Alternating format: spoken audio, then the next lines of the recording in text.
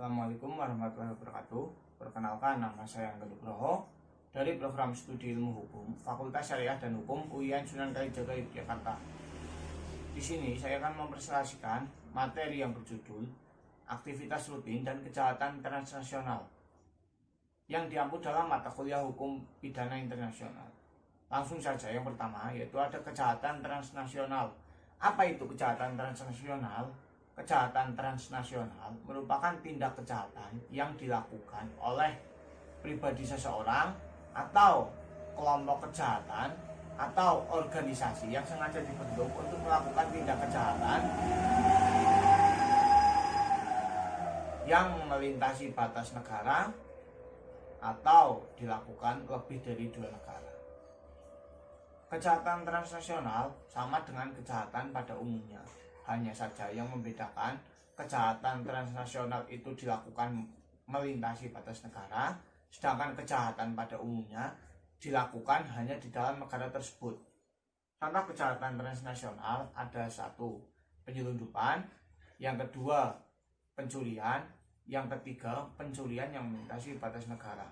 Dan mungkin masih ada banyak contoh kejahatan transnasional lainnya. Dan materi kedua ada keseharian dalam urutan aktivitas.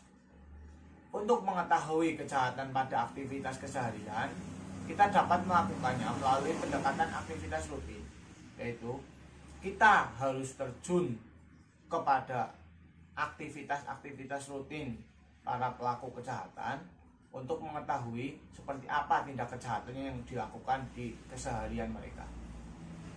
Pendekatan tersebut mengurai menjadi 3 elemen. Yang pertama, ada kemungkinan pelaku.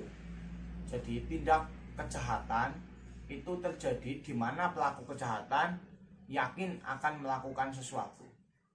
Yang kedua, yaitu target yang cocok, di mana pelaku kejahatan sudah yakin bahwa mereka memiliki target yang cocok, entah itu target kepada seseorang ataupun kepada tempat-tempat tersebut. Dan yang ketiga, yaitu tidak adanya wali cakap melawan kejahatan, atau pelaku kejahatan itu jauh dari himbauan seseorang, entah itu dari keluarga atau di luar keluarga yang bisa menghimbau untuk melakukan tindak kejahatan. Di materi yang ketiga, yaitu materi hal yang lebih baru atau kita mengenal tindak kejahatan di era modern. Semakin berkembangnya teknologi, yaitu semakin bertambahnya tindak kejahatan di era yang modern ini. Semisal yang pertama yaitu adanya kelompok organisasi kejahatan. Mereka para pelaku tindak kejahatan yaitu membentuk suatu organisasi untuk melakukan tindak kejahatan tersebut. Dan yang kedua, ada kejahatan di dunia internet. Mereka para pelaku kejahatan melakukan tindak kejahatan melalui internet supaya tidak diketahui oleh orang lain. Untuk alur kejahatan dalam kelompok organisasi biasanya dimulai dari kejahatan lokal atau kejahatan dalam negeri tersebut.